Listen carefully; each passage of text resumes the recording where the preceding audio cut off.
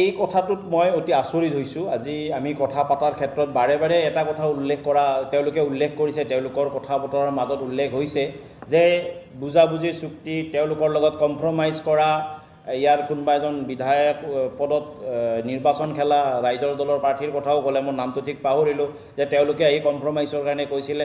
কিহৰ কাৰণে কম্প্ৰমাইজ, কিহৰ কাৰণে বুজাবুজি? থানৰ মাটি থানত থাকিব লাগে, আমি ইমানটোৱে জানো, ইয়াত কোনো বুজাবুজিৰ কথা নাই। আৰু ২ নম্বৰ কথা হৈছে যে ইয়াতে যিবোৰ আজি কোনোবাই ভোগ কৰি আছে, ইয়াত ভোগ কৰাৰ কোনো প্ৰশ্ন উঠিব নোৱাৰে। থানৰ মাটি ভোগ কৰাৰ প্ৰশ্ন নুঠে। থানৰ মাটি থানে যদি ব্যৱহাৰ কৰিব নোৱাৰে, চৰকাৰে তাত ব্যৱস্থা কৰিব। আৰু চৰকাৰী অনুদান আহিছে থানৰ সেই মাটিখিনি সংৰক্ষণ কৰাৰ কাৰণে।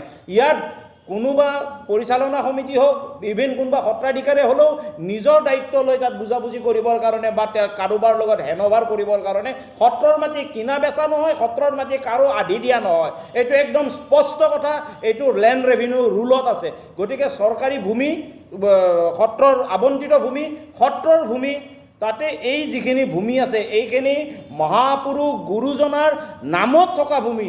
এই ভূমিৰ কাৰোবাৰ লগত বন্দবস্তি কৰি কাৰোবাক আধি দিব পৰা অধিকাৰ কাৰো নাই, কোনো এজন ব্যক্তিৰে নাই। গতিকে আমি এইটো স্পষ্টভাৱে সকলোকে ইয়াৰ পৰা আঁতৰত থাকিবলৈ আমি অনুৰোধ আৰু আহ্বান জনাইছোঁ।